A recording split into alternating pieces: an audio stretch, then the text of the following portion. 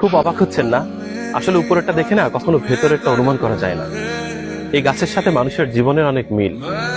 আপনার পাশে হাসি খুশিতে থাকা বন্ধুটা তার ঠোঁটের হাসির কোণের আড়ালে যে কত দুঃখ লুকিয়ে রাখে, সেটা হয়তো আপনি খবরও রাখেন না।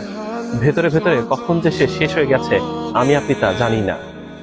যে নারী মেকআপের আস্তরণে তার বয়সের ছাপ আর মুখের দাগগুলো লুকিয়ে রাখে, গভীর রাতে বালিশ ভেজায় চোখের জলে সেও, সে খবর কজন পুরুষই বা রাখে?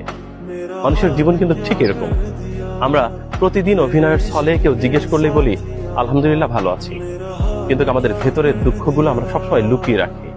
আর এই জন্যই হয়তোবা আমরা মানুষ। দেখেন, গাছের উপরের দৃশ্যটা দেখে কখনো বোঝাই যায়নি ভেতরে এমন জরাজীর্ণতা, এমন ঋদ্ধ রিক্ত অবস্থা। সামান্য কয়েক ইঞ্চিতে প্রাণ সঞ্চার করছে গাছটি। সত্যি এই গাছ থেকে অনেক শেখার আছে।